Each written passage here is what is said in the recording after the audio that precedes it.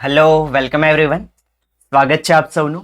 તો જે આપણી સ્પેશિયલ લેક્ચર સિરીઝ જે શરૂ કરેલી છે, આઈ હોપ કે તમે આગળના 4 એપિસોડ જોઈ ચૂક્યા હશો, કે જેની અંદર આપણે સંઘની કારોબારીના મહત્વના કે મુખ્ય બે સ્તંભ કહી શકાય તેવા ભારતના રાષ્ટ્રપતિ અને ભારતના ઉપરાષ્ટ્રપતિ વિશે આપણે અભ્યાસ કરી ચૂક્યા છીએ. હવે એની પેરેલલમાં જ આજથી આપણે રાજ્યની કારોબારીનો અભ્યાસ શરૂ કરીશું.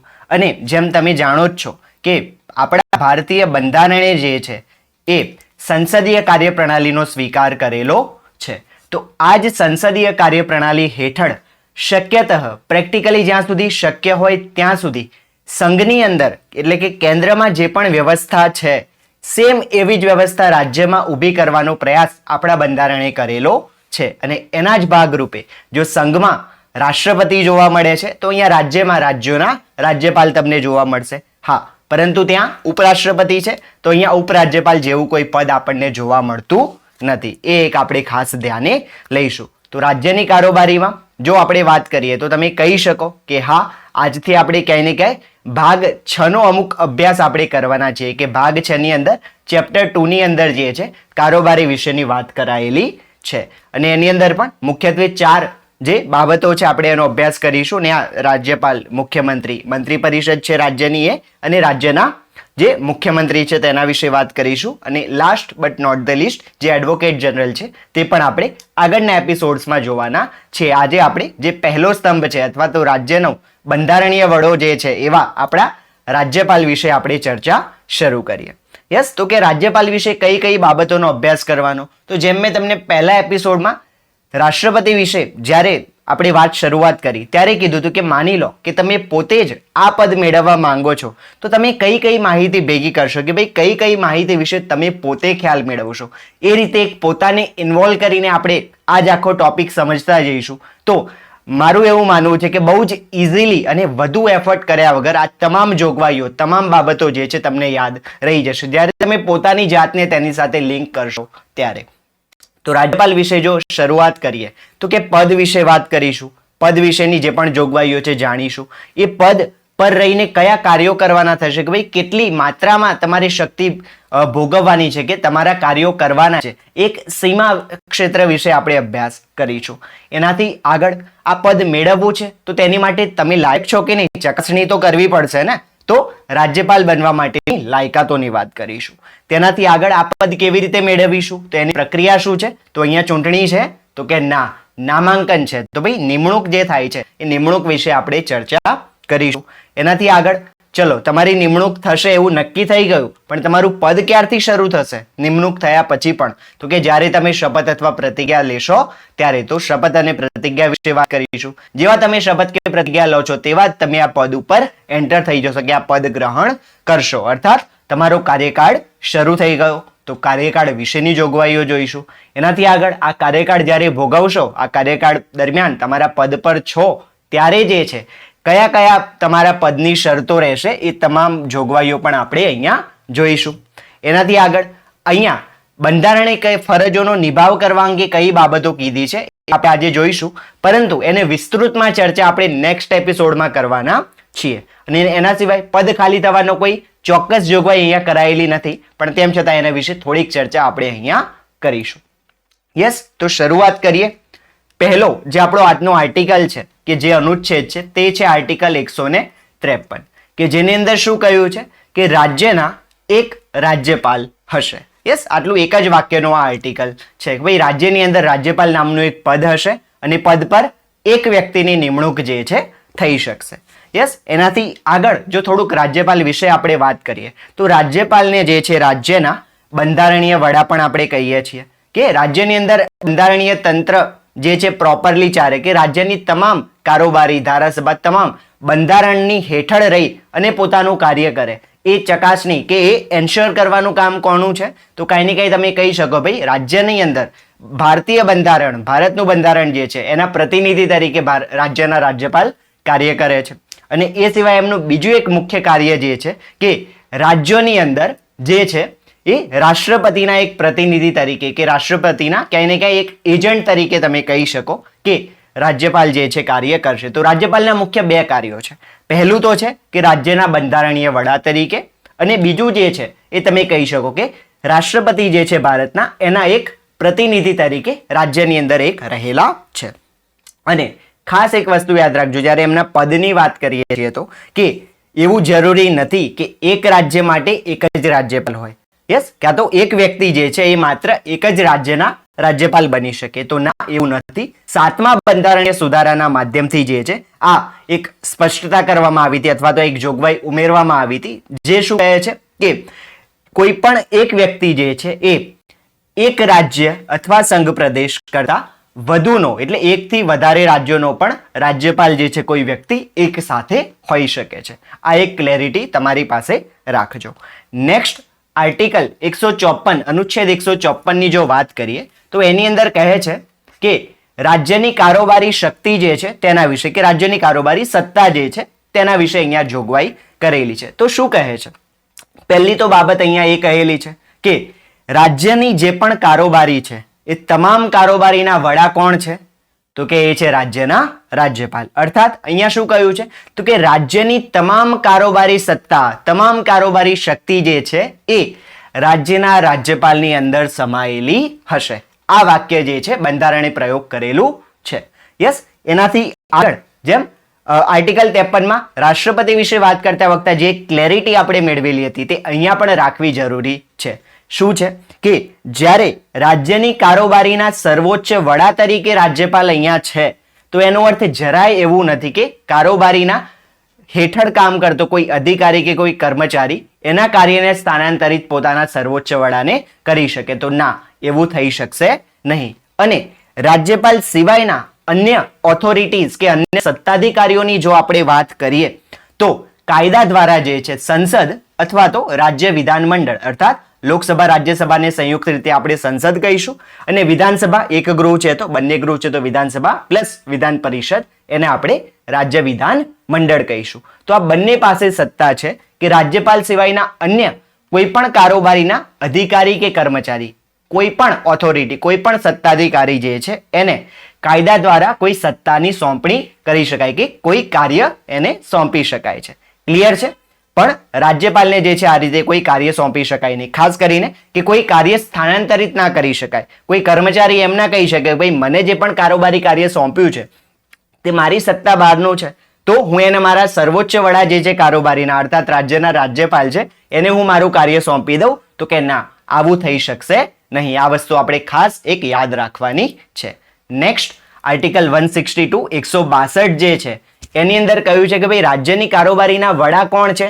આપણે જોઈ ગયા કે રાજ્યના રાજ્યપાલ છે, પરંતુ એમની જે કારોબારી સત્તા જે એમને ભોગવવાની છે એનું સીમાક્ષેત્ર કેટલું છે, એની એક જે બાઉન્ડ્રી છે એ કઈ બાઉન્ડ્રીમાં રહીને એમને પોતાની કારોબારી સત્તા ભોગવવાની છે. તો અહીંયા કહેલું છે કે રાજ્ય વિધાન મંડળ અર્થાત વિધાનસભા અને અથવા એટલે કે બંને છે તો રાજ્યની વિધાનસભા પ્લસ વિધાન પરિષદ, અને માત્ર એક જ ગૃહ છે તો માત્ર વિધાનસભા જે છે તે. તો આ જે પણ રાજ્યનું વિધાન મંડળ એ જેટલા વિષયો ઉપર કાયદા ઘડી શકે છે તે તમામ વિષયો ઉપર કારોબારી સત્તા જે છે એ રાજ્યપાલને પ્રાપ્ત થયેલી હશે. કે જેટલી સત્તા સુધી કે જેટલી સીમા સુધી જે છે રાજ્યની વિધાનસભા અને એની સાથે જો વિધાન પરિષદ હોય તો એ પણ, એ બંને મળી અથવા તો માત્ર વિધાનસભા કાયદો ઘડી શકે છે. કઈ લિમિટ સુધી કે કઈ સીમા સુધી કાયદો ઘડી શકે છે? બસ એ જ સેમ સીમા અને એ જ સેમ વિષયો પર કારોબારી સત્તા રાજ્યપાલને પણ મળેલી હશે. ત્યાં ધારાકીય સત્તા તો એ ગૃહને આપેલી છે અને અહીંયા કારોબારી સત્તા તો કે અહીંયા રાજ્યપાલને મળેલી છે, તેવું આપણે અહીંયા યાદ રાખીશું. અને આ જે રાજ્યપાલની શક્તિ છે તેનું નિયમન જે છે સંસદના કાયદાને આધીન રહી અને એ તમામ આ રાજ્યપાલની કારોબારી શક્તિનું નિયમન સંસદ કાયદા દ્વારા કરી શકશે. આ આપણે યાદ રાખીશું. યસ, નેક્સ્ટ આર્ટિકલ 157 જે છે તેની અંદર રાજ્યપાલ બનવા અંગેની લાયકાતોની વાત કરાયેલી છે. તો ઘણા ખરા અંશે જે રાષ્ટ્રપતિને મળતી જ લાયકાત છે એવું તમે કહી શકો. પહેલું તો કીધું છે કે ભારતના નાગરિક હોવા જોઈએ, અને બીજું જે છે કે ઓછામાં ઓછી 35 વર્ષની વય જે છે એ એમને પૂર્ણ કરેલી હોવી જોઈએ, કે એમની ઉંમર મિનિમમ 35 યર્સ હોવી જોઈએ. આ બે જ જોગવાઈઓ બંધારણે લખેલી છે. પણ માત્ર એ બે પૂરતી છે? તો બંધારણીય રીતે હા, પરંતુ એના સિવાય ઘણી બધી રૂઢિ પ્રથા જે છે એ ચાલી આવે છે અને એ આપણું જે ભારતીય રાજ્ય વ્યવસ્થા છે, ઇન્ડિયન પોલિટી છે, એ ફોલો કરે છે. જેમ કે જે પણ રાજ્યપાલ કોઈ પણ વ્યક્તિ જે છે એ જે રાજ્યનો છે, માની લો કે ગુજરાતનું XYZ કોઈ વ્યક્તિ છે, તે ગુજરાતના જ રાજ્યપાલ બની શકે? તો કે ના. એવી એક રૂઢિ કે પ્રથા ફોલો કરવામાં આવે છે કે કોઈ પણ વ્યક્તિ જે છે એ જે રાજ્યનો છે એ રાજ્ય સિવાયના રાજ્યનો રાજ્યપાલ બની શકે, એ પોતે જે રાજ્યથી બિલોંગ કરે છે તે રાજ્યના નહીં. અથવા તો જે પણ રાજ્યની અંદર એમની રાજ્યપાલ તરીકે નિયુક્તિ થઈ રહી છે એ રાજ્યના રાજકારણમાં કોઈ પણ સક્રિય રોલ એમનો હોવો જોઈએ નહીં. આ બે વસ્તુ આપણે ખાસ ધ્યાન પર રાખીશું. પહેલું કે એ જ રાજ્યને બિલોંગ કરતું વ્યક્તિ ના હોય, એ જ રાજ્યનો વ્યક્તિ હોવો જોઈએ નહીં. અને જે પણ રાજ્યમાં એમના રાજ્યપાલ તરીકેની નિમણૂક થાય છે તે રાજ્યના રાજકારણમાં કોઈ પણ એમનો સક્રિય ફાળો એમનો ક્યાંય હોવો જોઈએ નહીં. આ એક ખાસ ધ્યાને લઈશું. એ સિવાય રાજ્યપાલની નિમણૂક આપણે આગળ જોઈએ છીએ કે જે રાષ્ટ્રપતિ કરશે, પરંતુ રાષ્ટ્રપતિ સીધી જ નિમણૂક નહીં કરે. અહીંયા મુખ્યમંત્રી જે છે રાજ્યના એ અને રાજ્યના રાજ્યપાલ વચ્ચે કોઈ તકરાર ના ઉદ્ભવે, એ બંને સાથે મળીને રાજ્યનું બંધારણીય તંત્ર હેઠળ પોતાનું શાસન, રાજ્યનું શાસન ચલાવે, એ માટે શું કરશે? તો કે રાષ્ટ્રપતિ જે છે એ રાજ્યના મુખ્યમંત્રીને કન્સલ્ટ કરી કે તેમની સાથે ચર્ચા કરી, તેમનો પરામર્શ લીધા બાદ જે છે એ રાજ્યપાલની નિયુક્તિ કરતા હોય છે. આ બે રૂઢિ પ્રથા આપણે યાદ રાખીશું કે આ બે રિચ્યુઅલ્સ છે કે બે કસ્ટમ્સ છે કે જેને વર્ષોથી ફોલો કરવામાં આવે છે. નેક્સ્ટ આર્ટિકલ 155 ની અંદર તો જેમ હું ઓલરેડી કહી ચૂક્યો છું કે નિમણૂક જે છે કોના દ્વારા થશે? તો કે ભારતના રાષ્ટ્રપતિ દ્વારા જે છે એ રાજ્યોના રાજ્યપાલની નિમણૂક થશે. અને કેવી રીતે? તો અહીંયા બંધારણે એક શબ્દ વાપર્યો છે કે by warrant under president's hand and seal. અર્થાત તમે કોઈ પણ જોબ મેળવશો તો શું થશે? યસ, એનો જે પણ સત્તાધિકારી હશે, સર્વોચ્ચ વડા, તમારે માની લો કે કોઈ XYZ એક જાહેર સાહસમાં ક્યાંય તમને જે છે નિયુક્તિ મળી, તો એના જે પણ મેનેજિંગ ડિરેક્ટર હશે કે કોઈ પણ એક જે ઉચ્ચ હોદ્દાવાળા જે વ્યક્તિ છે એમની ત્યાં સાઇન હશે અને એમના ઓફિસનો સ્ટેમ્પ ત્યાં હશે અને એવું એક તમને પત્ર મળશે કે હા ભાઈ તમારી રિક્રુટમેન્ટ અમે કરી રહ્યા છીએ, તમારું જોઈનિંગ લેટર તમે એને કહી શકો. યસ, તો એવું જ કંઈક અહીંયા તમે કહી શકો કે રાષ્ટ્રપતિની સહી અને સિક્કાવાળો જે છે એ એક પત્ર જે છે એના દ્વારા તમે કહી શકો. એનું એક્ઝેક્ટલી આપણે શું કહી શકીએ? જોઈનિંગ લેટર જ કહી શકીએ. યસ, તો એના દ્વારા જે છે એ રાજ્યના રાજ્યપાલની નિયુક્તિ રાષ્ટ્રપતિ કરશે. આ વસ્તુ એક ધ્યાન પર રાખજો. અને ખાસ ધ્યાને રાખજો કે રાજ્યપાલ જે છે એની ચૂંટણી થાય છે કે પ્રત્યક્ષ રીતે ચૂંટાય છે, પરોક્ષ રીતે ચૂંટાય છે? તો કે ના પ્રત્યક્ષ રીતે કે ના પરોક્ષ રીતે. રાજ્યપાલનું નામાંકન થશે. યસ, રાજ્યપાલ નામાંકનના માધ્યમથી નિમણૂક કરવામાં આવશે. એમની કોઈ પણ પ્રકારે ના પ્રત્યક્ષ કે ના પરોક્ષ એમની ચૂંટણી હોતી નથી. આ વસ્તુ એક ખાસ આપણે ધ્યાને રાખીશું. અને એ સિવાય રાજ્યપાલ જે છે તેને જો રાષ્ટ્રપતિના દ્વારા નિમણૂક થાય છે તો રાષ્ટ્રપતિ હેઠળના વ્યક્તિ ગણી શકાય કે રાષ્ટ્રપતિ હેઠળ કાર્ય કરતા કોઈ અધિકારી ગણી શકાય? તો સુપ્રીમ કોર્ટે એકવાર આ સ્ટેટમેન્ટ ક્વોટ કરેલું છે. એમને કહેલું હતું કે રાજ્યપાલનું જે પદ છે એ પદ સ્વતંત્ર બંધારણીય પદ છે કે ભાઈ બંધારણની અંદર એની જોગવાઈ કરેલી છે, એની સ્વતંત્ર જોગવાઈઓ છે. તો એક સ્વતંત્ર બંધારણીય પદ તરીકે તમારે એને માન આપવું પડશે. યસ, કેન્દ્ર સરકાર હેઠળની એને કોઈ નોકરી તમે ગણી શકો નહીં. આ વસ્તુ ખાસ ધ્યાને રાખજો. અને કેન્દ્ર સરકાર હેઠળના કોઈ અંકુશ કે કેન્દ્રના હેઠળના કંટ્રોલમાં રહેલું કોઈ પદ છે એવું પણ તમે એને કહી શકો નહીં. એક સ્વતંત્ર બંધારણીય પદ છે. યસ, જીપીએસસી અત્યારે જે રીતે જઈ રહી છે તો ઘણા સ્ટેટમેન્ટ ટ્વિસ્ટ કરવામાં આવે છે, તો આવી બાબતો પર આપણે ખાસ ચોકસાઈ રાખવી પડશે. યસ, બંધારણને સમજવું બહુ ઇઝી છે. ખાલી જરૂરી છે કે ભાઈ કયા અનુચ્છેદમાં કઈ બાબત કીધી છે અને એનો વ્યાપ કેટલો છે, એની ક્લેરિટી એક આપણને હોવી જોઈએ કે ભાઈ બે બાબતો ભેગી ના થવી જોઈએ. યસ, અને અહીંયા કોઈ શબ્દ લખેલો છે જેમ મેં હમણાં તમને કીધું કે ભાઈ ના પ્રત્યક્ષ રીતે કે ના પરોક્ષ રીતે ચૂંટણી થાય છે, તો ચૂંટણી થતી જ નથી એક રીતે, એનું નામાંકન થાય છે, તો એના વિશેની ક્લેરિટી હોવી જોઈએ કે ભાઈ ચૂંટણી નથી, નામાંકન છે. નામાંકન છે તો કઈ રીતે? તો કે રાષ્ટ્રપતિ દ્વારા એમની એપોઇન્ટમેન્ટ કરવામાં આવશે. કેવી રીતે?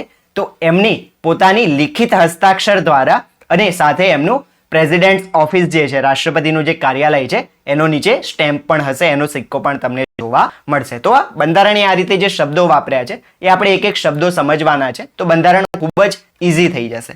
યસ, હવે રાજ્યપાલની નિયુક્તિ જ્યારે થાય છે, ચૂંટણી નથી થતી, પરંતુ જો આપણે વાત કરીએ કે બંધારણ સભા જ્યારે બંધારણ ઘડી રહી હતી ત્યારે જ્યારે રાજ્યપાલના પદની વાત આવી તો રાજ્યપાલનું જે પદ હતું એની માટે એવી માંગ એક ઉઠી કે ભાઈ આપણે એક સંસદીય કાર્યપ્રણાલીનો સ્વીકાર કરીને ચાલી રહ્યા છીએ તો કે કેન્દ્રની અંદર એની સમક્ષનું જે પદ છે ભારતના રાષ્ટ્રપતિનું તેમની ચૂંટણી થાય છે તો રાજ્યની અંદર રાજ્યપાલની ચૂંટણી કેમ નહીં? તો એક પ્રત્યક્ષ રૂપે અર્થાત એક સામાન્ય ચૂંટણીના રૂપે જે છે એ રાજ્યપાલ ચૂંટાવા જોઈએ આવી એક માંગ ઉઠેલી હતી, પણ આગળ જતા બંધારણ સભાએ એનો સ્વીકાર કરેલો ન હતો અને જેમ અત્યારે જે છે એ જ શરૂઆતથી ચાલ્યું આવે છે કે ભાઈ રાષ્ટ્રપતિ નિયુક્ત કરશે રાજ્યપાલને. યસ, દરેક રાજ્યના રાજ્યપાલની નિયુક્તિ થશે નામાંકનના માધ્યમથી. તો આ અસ્વીકાર કેમ કર્યો કે પ્રત્યક્ષ ચૂંટણી કેમ નહીં તેના વિશે આપણે થોડીક સમજ મેળવીએ, એ આપણને થોડુંક ક્લિયર હોવું જોઈએ. તો કે સિમ્પલ તમે એટલું વિચારો કે રાજ્યની અંદર જ કેન્દ્રમાં સંઘમાં ઠીક છે કે ભાઈ ચલો એક આખી કારોબારી છે, કારોબારીના વડા તરીકે રાષ્ટ્રપતિ છે અને સામે પ્રધાનમંત્રી પણ છે કે જે આખી જે ધારાસભાના કે લોકસભાના વડા તમે કહી શકો અથવા તો જે કારોબારી છે એના વાસ્તવિક વડા તરીકે કાર્ય કરે છે, જ્યારે આ તરફ રાષ્ટ્રપતિ નામ માત્રના વડા તરીકે કાર્ય કરે છે કે વાસ્તવિક સત્તા પ્રધાનમંત્રી ભોગવશે અને એ તમામ સત્તા કોના નામ પર?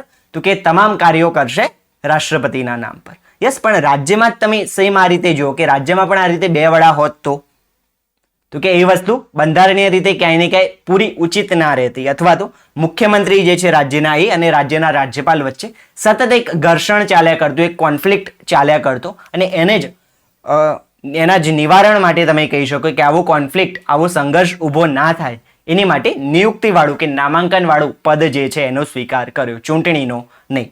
યસ, અને બીજું સંસદીય કાર્યપ્રણાલી સાથે સુસંગત એક રીતે કહો તો નામ માત્રનું પદ છે તો એની માટે આટલો ખર્ચ કરવાની જરૂર નથી કેમ કે ચૂંટણી હંમેશા ખર્ચાળ હોય છે. આ વસ્તુ ખાસ ધ્યાન પર રાખજો. અને એક નામ માત્રની કારોબારીના પદ માટે યસ કે એટલો ખર્ચ કરવાની જરૂર નથી, એક એ વસ્તુ પણ છે. પ્લસ રાજ્યની અંદર જ બે વડા છે કે એક રાજ્યપાલ છે અને બીજા મુખ્યમંત્રી છે, બંનેને ચૂંટી કાઢવાની વાત જ્યારે આવશે અને જો બંને અલગ અલગ પાર્ટીના વ્યક્તિઓ ચૂંટાઈ આવ્યા તો યસ, ઇવન સેમ પાર્ટીના વ્યક્તિ પણ ચૂંટાઈ આવે તો પણ ક્યાંય ને ક્યાંય ઘર્ષણ રહેશે કે ભાઈ એક બંનેમાં સર્વોચ્ચ કોણ, એ સંઘર્ષ હંમેશા ચાલ્યા કરશે અને એ બંને એકબીજા સાથે એ સંઘર્ષમાં રહી જશે અને જે ખરેખર એમને રાજ્યનું કલ્યાણ જે કરવાનું છે એ કાર્ય ક્યાંક કરવામાં કાચા પડશે એવું ક્યાંક તમે એને કહી શકો. અને રાજકીય સ્થિરતાને પણ ક્યાંય ને ક્યાંય એની લઈને ખતરો ઊભો થઈ શકે. યસ, કે રાજ્યની બંધારણીય રીતે આખું શાસન ચાલે, રાજકીય સ્થિરતા એની જળવાઈ રહે, પોલિટિકલ સ્ટેબિલિટી જળવાઈ રહે, આ બધું પણ આપણે જોવું પડશે. અને તમે જ વિચારો કે જો રાજ્યપાલ કોઈ પાર્ટીનો, કોઈ રાજનૈતિક પાર્ટીનો સભ્ય હોત તો શું તે તટસ્થ રહીને કાર્ય કરી શકતા? તેને તો બંધારણના વડા બનાવવામાં આવેલા છે, કોઈ એક પાર્ટીના વડા નથી. તો જો એ કોઈ પાર્ટી સાથે સંકળાયેલ વ્યક્તિ હોત તો કે જે છે તટસ્થ રીતે રાજ્યની અંદર કદાચ શાસન ના કરી શકતા, પોતાનો કાર્ય ન કરી શકતા, એ માટે જે છે એની ચૂંટણી નહીં પરંતુ નામાંકન જે છે એ અહીંયા પસંદ કરવામાં આવેલું છે. ક્લિયર છે? એનાથી આગળ તમે એવું કહી શકો કે અમેરિકન મોડેલ જે છે એની અંદર જો આપણે જોઈએ તો રાજ્યપાલની પ્રત્યક્ષ ચૂંટણી ત્યાં પણ થતી નથી, પણ કેનેડિયન મોડેલનો તમે જો વાત કરો તો રાષ્ટ્રપતિ દ્વારા જે છે ત્યાં રાજ્યપાલની નિયુક્તિ કરવામાં આવે છે. અમેરિકા જે છે, અમેરિકાની અંદર તો કે રાજ્યપાલ પ્રત્યક્ષ રીતે ચૂંટાઈ આવે છે, પણ કેનેડાની અંદર જે છે કેનેડિયન સિસ્ટમ જે છે એનો સ્વીકાર ભારતે કરેલો છે અને આપણે કહી શકીએ કે જેમ કેનેડામાં રાજ્યપાલને રાષ્ટ્રપતિ દ્વારા નિયુક્ત કરવામાં આવે છે નામાંકનના માધ્યમથી, સેમ એ જ કેનેડિયન મોડેલનો સ્વીકાર આપણા ભારતના બંધારણે પણ કરેલો છે. તો રાજ્યપાલનું પદ ક્યાંય ને ક્યાંય તમે કહી શકો કે કેનેડિયન મોડેલ પર આધારિત છે. સેમ એવું કોપી કરી લીધું તો કે ના, એવું ક્યાંય પણ આપણે નહીં કહીએ, એવું એના પદ ઉપર કે એ પ્રકારની જ પ્રણાલી ઉપર આધારિત છે. યસ, ઘણીવાર આ વસ્તુ જોવા મળે છે કે ભાઈ કહે છે કે ભાઈ ભારતનું બંધારણ આટલી જગ્યાએથી આપણે ખાલી કોપી પેસ્ટ કર્યું છે તો કે ના, એ ત્યાંથી જે સારી બાબતો હતી આપણે લીધી છે. ભારતીય રાજ્ય વ્યવસ્થામાં એને જે છે કેવી રીતે સુયોગ્ય રીતે ઢાળી શકાય કે ભારતમાં કઈ રીતે આ જ પ્રણાલી સક્સેસફુલ થઈ શકે એ રીતે એમાં કેટલાક મોડિફિકેશન્સ, કેટલાક ફેરફારો કરેલા છે અને ત્યારબાદ ભારતની બંધારણની અંદર, ભારતની આ પ્રણાલીની અંદર, શાસન વ્યવસ્થામાં એને સ્થાન અપાયેલું છે. સીધું સ્થાન આપી દીધું છે કોપી પેસ્ટ કરીને તો કે ના, કોઈ પણ બાબતમાં એવું નથી. આ વસ્તુ ખાસ ધ્યાન પર રાખજો. નેક્સ્ટ એકવાર તમારી લાયકાત તમે ચકાસી લીધી, તમારું નામાંકન પણ થઈ ગયું, પછી તમે શું કરશો? તો આ પદ ઉપર એન્ટર થવા માટે તમારે શપથ અથવા તો પ્રતિજ્ઞા લેવી પડશે. અને એના વિશેની જોગવાઈ ક્યાં છે? તો કે આર્ટિકલ 159 જે છે, આર્ટિકલ 159 એની અંદર શપથ કે પ્રતિજ્ઞા વિશે તમને જોવા મળશે. યસ, એની જોગવાઈ જોવા મળશે. તો કોણ અપાવશે શપથ અથવા પ્રતિજ્ઞા? તો રાજ્યની જે હાઈકોર્ટ છે કે રાજ્યની જે વડી અદાલત છે, એ વડી અદાલતના મુખ્ય ન્યાયાધીશ કે એના જે ચીફ જસ્ટિસ છે તે રાજ્યના રાજ્યપાલને શપથ અપાવતા હશે. યસ, અને જો એ પોતે હાજર નથી તો પછી એ વડી અદાલતના જે પણ સર્વોચ્ચ અથવા તો સર્વોચ્ચ તો નહીં પણ વરિષ્ઠ કહી શકાય કે સૌથી વરિષ્ઠ સિનિયર મોસ્ટ જે પણ જજ અવેલેબલ છે એ ન્યાયાધીશ જે છે એ અહીંયા રાજ્યપાલને શપથ અપાવશે અથવા તો પ્રતિજ્ઞા લેવડાવશે. ક્લિયર છે આ બાબત? અને ખાસ અહીંયા જે તમારે ધ્યાને રાખવાનું છે એ છે કે રાજ્યપાલની શપથ કે પ્રતિજ્ઞાનો નમૂનો ક્યાં આપેલો છે? અનુસૂચિ 3 માં નથી. આ વસ્તુ ખાસ ધ્યાન પર રાખજો. એ અહીંયા જ આર્ટિકલ 159 માં જ આપેલો છે કે ભાઈ રાજ્યપાલ જે છે એમના પદની, એમના ઓફિસની શપથ લેશે, બંધારણને અને કાયદાને વફાદાર રહેવાની શપથ લેશે. યસ, આ તમામ આખી શપથનો નમૂનો જે છે અહીંયા આપેલો છે. અને લોકોની સેવામાં અને લોકોની સુખાકારીમાં પોતાની જાતને સમર્પિત કરવાની શપથ અને પ્રતિજ્ઞા લેશે.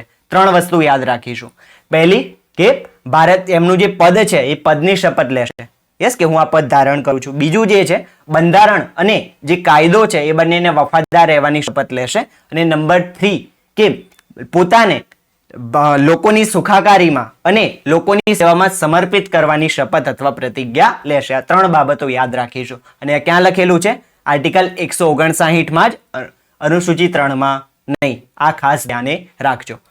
રાષ્ટ્રપતિ, ઉપરાષ્ટ્રપતિ અને રાજ્યપાલ ત્રણેયની શપથ અથવા પ્રતિજ્ઞાને લગતો જે પણ અનુચ્છેદ છે રાષ્ટ્રપતિ માટે તો કે અનુચ્છેદ 60 આપણે જોયો હતો, અહીંયા રાજ્યપાલ માટે આ સેમ આર્ટિકલ 159 તો કે આ જે તે આર્ટિકલની અંદર જ, ઇવન ઉપરાષ્ટ્રપતિ માટે પણ યસ, આ જે તે આર્ટિકલની અંદર જ એમની શપથ કે પ્રતિજ્ઞાનો નમૂનો આપેલો છે. એ અનુસૂચિમાં ક્યાંય છે નહીં, એ વસ્તુ ધ્યાન પર રહેજો. યસ, અનુસૂચિમાં જોઈ લેજો કે કુલ કેટલા લોકોની જે છે ત્યાં કેટલા પદ માટે ત્યાં શપથ કે પ્રતિજ્ઞાના નમૂના છે. એની અંદર રાષ્ટ્રપતિ, ઉપરાષ્ટ્રપતિ કે રાજ્યપાલનો સમાવેશ થતો નથી. આ ખાસ ધ્યાને લેજો.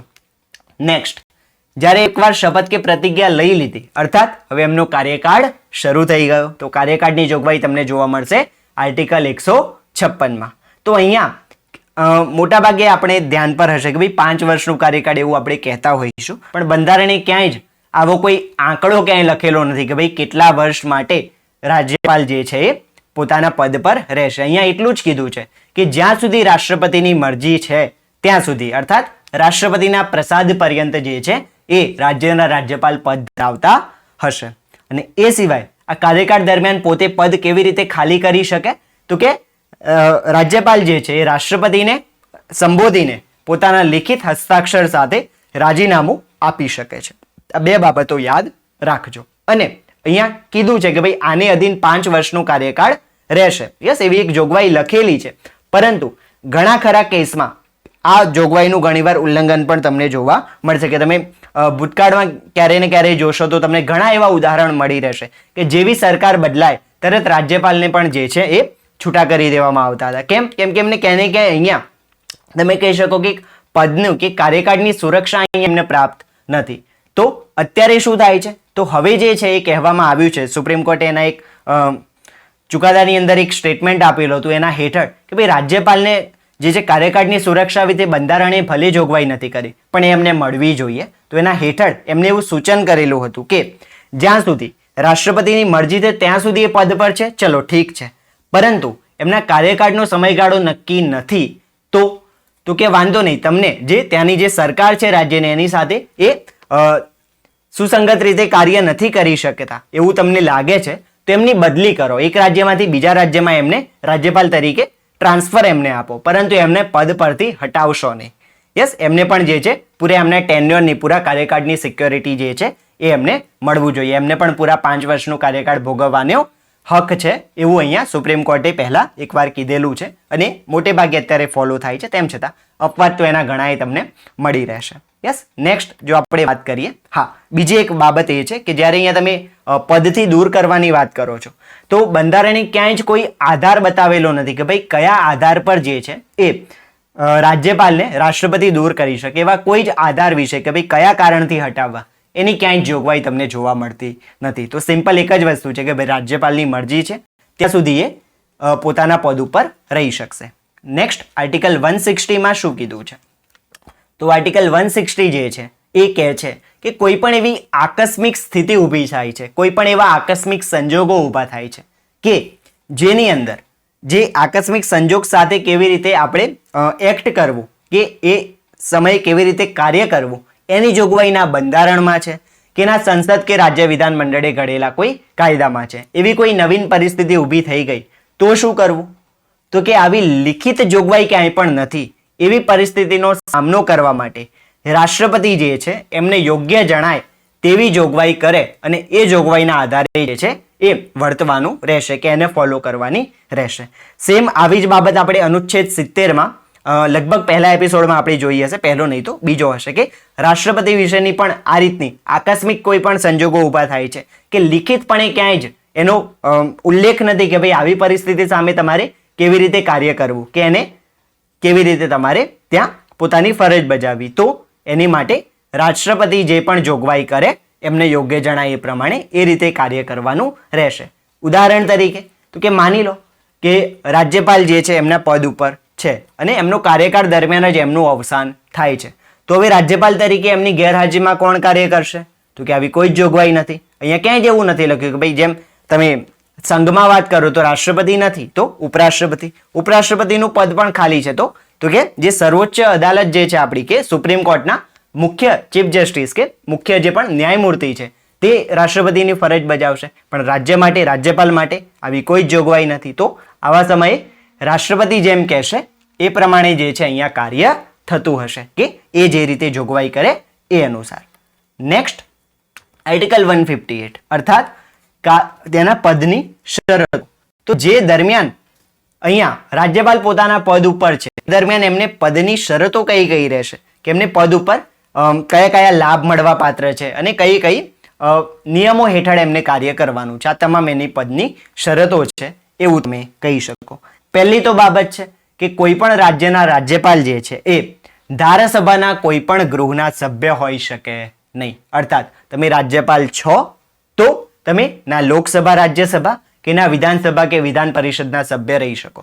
હા, અને જો તમે સભ્ય હતા અને રાજ્યપાલ તરીકે તમારી નિમણૂક થાય છે તો જેવા તમે શપથ કે પ્રતિજ્ઞા લો છો એ જ સમયે તમારું ત્યાં જે પણ ગૃહમાં તમે હતા એ ગૃહનું સભ્ય તરીકેનું તમારું સભ્યપદ ત્યાં સમાપ્ત થઈ ગયું. તમે હવે આ જે પણ રાજ્યમાં તમારી નિમણૂક થઈ ત્યાંના રાજ્યપાલ છો, નહીં કે હવે ત્યાંના કોઈ પણ સદસ્ય કે કોઈ ગૃહના સભ્ય એ તમે રહી શકો નહીં.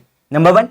નંબર 2 જે છે એ કહે છે કે ભાઈ લાભનું પદ ધરાવતો વ્યક્તિ કોઈ પણ રાજ્યનો રાજ્યપાલ બની શકશે નહીં. આ વસ્તુ આપણે ખાસ યાદ રાખીશું. લાભનું પદ શું છે તો ઓલરેડી આપણે આગળ જોઈ ગયા છીએ, એને વિસ્તૃતપણે અગાઉના એપિસોડમાં આપણે સમજી ચૂક્યા છીએ. યસ, જો આપ એને મિસ કરી ગયા છો તો ફરીથી પાછળના એપિસોડ ચોક્કસથી જોઈ લેશો.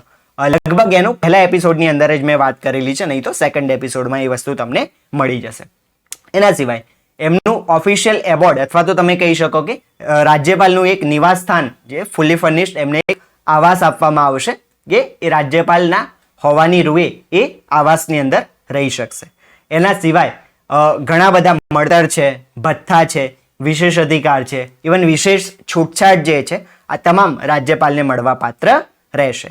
અને આ બધું કેવી રીતે રહેશે તો અનુસૂચિ 2 ની અંદર એમના પગાર ભથ્થા અને વિશેષાધિકાર માટે જે જોગવાઈ કરાયેલી છે એ અનુસાર જે છે રહેશે.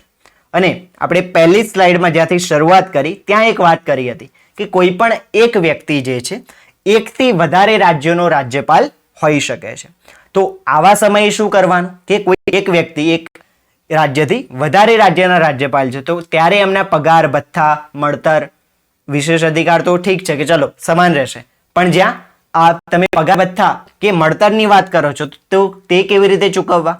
તો કે આવા સમયે રાષ્ટ્રપતિ જે છે એ એક ગુણોત્તર નક્કી કરી લેશે, એવું તમે કહી શકો કે એક પ્રમાણ નક્કી કરી લેશે કે ભાઈ 2 રાજ્ય છે, માની લો કે રાજ્ય A અને રાજ્ય B છે, તો એ બંને રાજ્યની કમ્પેરિઝન કરી અને પછી નક્કી કરશે કે હા ભાઈ અડધા પગાર ભથ્થા એ રાજ્ય આપશે, અડધા B આપશે, અથવા તો એ કરતા બી રાજ્ય વધારે વિકસિત છે તો કે ભાઈ તમે 60% આપજો અને તમે 40% આપજો. આવું એક ગુણોત્તર જે છે, આવું એક પ્રમાણ ત્યાં નક્કી કરવામાં આવેલું હશે જ્યારે કોઈ એક વ્યક્તિ એકથી વધારે રાજ્યો માટે રાજ્યપાલ તરીકે કાર્ય કરી રહ્યા છે ત્યારે. અને ખાસ ધ્યાને રાખજો કે રાજ્યપાલ તરીકે એકવાર તમારી નિમણૂક થઈ ગઈ ત્યારે તમારી જે પણ સેવાની શરતો કે આ પદની શરતો તમે કહો છો એ પદની શરતો નક્કી થઈ ગઈ એ પછી એમાં ફેરફાર જ્યારે પણ થાય તો આ જે પણ શરતો છે એનો વ્યાપ વધારી શકાય, પરંતુ જે શરતો તમને નિમણૂક વખતે આપી હતી એના કરતાં એને ઓછી ના કરી શકો. યસ, એ પદની શરતોથી એમને એક એ સિક્યોરિટી ત્યાં મળેલી છે.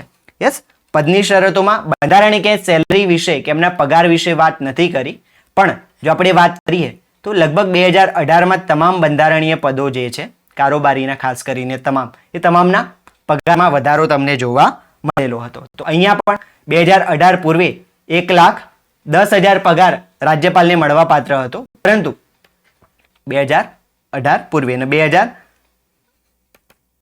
પછીથી જે છે હવે એમને 3.5 લાખ એટલે 3,50,000 જે છે આટલો પગાર એમને મળવા પાત્ર છે. માસિક પગારની આપણે વાત કરી રહ્યા છીએ. ક્લિયર છે? આઈ હોપ કે આ તમામ બાબતો જે ભાગ 6 ની છે એ તમને ક્લિયર હશે. હવે જે મેં હમણાં એક શબ્દ વાપર્યો હતો કે ભાઈ રાજ્યપાલને વિશેષ છૂટછાટો પણ કેટલીક મળે છે, તો આર્ટિકલ 19 ની અંદર જે છે 361 નંબરના આર્ટિકલમાં આપણે ઓલરેડી આગળ અભ્યાસ કરી ચૂક્યા છીએ કે આ જ અનુચ્છેદ રાષ્ટ્રપતિને પણ એટલો જ લાગુ પડે છે જેટલો રાજ્યપાલને, તો બંને માટે એ સમાન છે. તો આ 4 વિશેષ છૂટછાટ એમને મળેલી છે. પહેલું તો કે જે પણ પદ ઉપર રહીને કાર્ય કરે છે એની માટે ક્યાંય પણ એ લાયબલ રહેશે નહીં, કે તમે કહી શકો કે ભાઈ રાજ્યપાલે પોતાના પદ ઉપર રહીને પોતાના પદ હેઠળનું કોઈ કાર્ય કર્યું તો એની સમક્ષ એ જે તે વ્યક્તિને કે રાજ્યપાલને જે છે એ તમે કોઈ પણ એની સામે કાયદાકીય પ્રક્રિયા કરી શકતા નથી, કેમ કે એમની ફરજ તરીકે એમને એ કાર્ય કરેલું છે. તો એક કાનૂની રક્ષણ એમને ત્યાં પ્રાપ્ત છે સત્તાવાર કાર્યોની સમક્ષ. બીજું જે છે તમે અહીંયા કહી શકો કે કોઈ પણ પ્રકારની ફોજદારી કાર્યવાહી જે છે, યસ, 2 પ્રકાર આપણે પાડી શકીએ, સિવિલ મેટર્સ કે જેને તમે કહો છો દીવાની બાબતો, અને બીજી છે ફોજદારી બાબતો, ક્રિમિનલ મેટર્સ. તો કોઈ પણ ક્રિમિનલ પ્રોસિજર જે છે, ફોજદારી બાબતની કોઈ પણ પ્રક્રિયા છે, તો જ્યારે પણ એમના કાર્યકાળ ધરાવતા છે, એમના પદ ઉપર છે એ દરમિયાન એની શરૂઆત ના થઈ શકે. યસ, ઇવન જ્યારે દીવાની બાબતોની વાત આવે છે તો દીવાની પ્રક્રિયા માટે પણ એમને અગાઉથી તમારે નોટિસ પૂર્વ સૂચના આપવી પડશે, અને એ પૂર્વ સૂચના એમની ઓફિસે અર્થાત રાજ્યપાલની ઓફિસે પહોંચે છે એના એ તારીખથી લઈ અને 60 દિવસ બાદ એટલે કે 2 મહિના બાદ જે છે એ દીવાની પ્રક્રિયા પણ શરૂ કરી શકાય છે. પછી ભલે એ એમના પોતાના અંગત કારણોસર અંગત કૃત્યો બદલ જે છે આવી કોઈ પ્રક્રિયા થઈ રહી છે તેમ છતાં અહીંયા એમને 2 મહિનાનું જે છે વચ્ચે ટાઈમ સ્પેન એમને આપવો પડશે. બરોબર? દીવાની બાબતોમાં. જ્યારે ફોજદારી બાબતો તો એની બાબતની કોઈ પણ કાર્યવાહી જ્યાં સુધી એ કાર્યકાળ ધરાવે છે, પદ ઉપર છે, એ દરમિયાન એની શરૂઆત થઈ શકે નહીં. આ વસ્તુ ખાસ યાદ રાખજો. અને કોઈ પણ કારણોસર એમને જેલવાસ ના થઈ શકે કે એમની ધરપકડ થઈ શકશે નહીં. ક્યારે? જ્યારે એ કાર્યકાળ ધરાવે છે ત્યારે, અથવા તો એમનો કાર્યકાળ ચાલુ છે કાં તો પદ ધરાવતા છે એ દરમિયાન. આ વસ્તુ ખાસ ધ્યાન પર રાખજો. અને આ ભાગ 5 કે ભાગ 6 માં નહીં પણ ભાગ 19 ની અંદર, ભાગ 19 ની અંદર તમને વધારાની જોગવાઈઓ અમુક જોવા મળશે કે ભાઈ 1 થી 18 ભાગ તો બની ગયા, પણ આની અંદર જે જે વસ્તુઓ ક્યાંય ને ક્યાંય બાકી રહી ગઈ હતી, ખાસ કરીને ભાગ 5, 6 અને 8 માં, તો એના વિશેની બાકી રહેલી બાબતોની પૂર્તિ ક્યાંય ને ક્યાંય ભાગ 19 કરે છે એવું તમે કહી શકો છો. આઈ હોપ કે અહીંયા સુધી તમને ક્લિયર હશે. નેક્સ્ટ લેક્ચરમાં આપણે રાજ્યપાલની તમામ શક્તિઓ વિશે વાત કરવાના છીએ. એમાંથી એક શક્તિ એમને મળેલી છે ક્ષમાદાન, અને જેમ મેં અગાઉ પણ અનાઉન્સ તમને કરેલો હતું એ જ રીતે રાષ્ટ્રપતિ અને રાજ્યપાલની ક્ષમાદાનની જે શક્તિ છે એની ઉપર ક્ષમાદાન પર એક સ્પેશિયલ લેક્ચર હું અલગથી બનાવવાનો છું. યસ, તો આ તમામ બાબતોનો અભ્યાસ આપણે એ સ્પેશિયલ લેક્ચરમાં કરીશું કે જે બહુ જ ટૂંક સમયમાં તમને ઓગસ્ટ એન્ડમાં જ જે છે એ લેક્ચર મારા તરફથી અપલોડ કરી દેવામાં આવેલો હશે. યસ, તો રાજ્યપાલ વિશે આશા રાખું છું કે તમને આ લેક્ચર ગમ્યું હશે અને તમે આ લેક્ચરની અંદર પૂરતી એક સમજ મેળવી હશે. તેમ છતાં તમને લાગે છે કે ભાઈ ક્યાંય સમજ નથી આવ્યું, તો અહીંયા મારા કોન્ટેક્ટ નંબર છે જ, તમે એની પર વોટ્સએપ કે ટેલિગ્રામના માધ્યમથી અથવા તો કોલ કરીને પણ મારો સંપર્ક કરી શકો છો. એ સિવાય આવી વધુ અપડેટ માટે તમે અમારી ટેલિગ્રામ ચેનલને પણ જોઈન કરી શકો છો, જેની લિંક તમને નીચે આપેલી જ છે, અથવા તો ઇન્ડિયન પોલિટી વિથ જય સર તમે જઈને સર્ચ કરશો ટેલિગ્રામમાં તો પણ આ ચેનલ તમને ડિરેક્ટ મળી જશે. યસ, તો ચોક્કસ એને જોઈન કરો. અને હવેથી જે છે એક નવી શરૂઆત બીજી કરી રહ્યા છે. શરૂઆતથી મારો આ એપ્રોચ રહ્યો છે કે બંધારણના ઘણા પ્રશ્નો હું ત્યાં ટેલિગ્રામ ચેનલમાં મૂકતો રહું છું. એ સિવાય પણ ફરીથી હવે એક નવી સિરીઝ કે ટોપિક વાઇઝ એક પ્રશ્નો હવે આપણે મૂકતા જઈશું કે જે 5 લેક્ચર આપણા થઈ ગયા છે તો એની અંદરથી જ કેટલાક પ્રશ્નો બનાવી અને હવે હું ત્યાં મૂકવાનો છું. તો તે પણ આપ લેક્ચર જોયા પછી કેટલું આપણે શીખી ગયા એ તમામની પ્રેક્ટિસ તમે ત્યાં કરી શકશો. અને એ સિવાય બંધારણ સિવાય પણ ઘણા બધા વિષયો વિશે હવે ધીરે ધીરે આપણી ટેલિગ્રામ ચેનલમાં તમને અપડેટ આપવાનું શરૂઆત કરી રહ્યા છીએ. યસ, તો ચોક્કસથી આ લેક્ચરને લાઇક, શેર અને સબસ્ક્રાઇબ પણ કરી દઈએ આપણી આ ચેનલને. અને વધુમાં વધુ મિત્રો તમારા લાભ લઈ શકે એની માટે ચોક્કસથી આને બીજા સાથે શેર પણ કરીએ. યસ, તો મળીએ છીએ નેક્સ્ટ લેક્ચરમાં એપિસોડ 6 ની અંદર 24 તારીખે.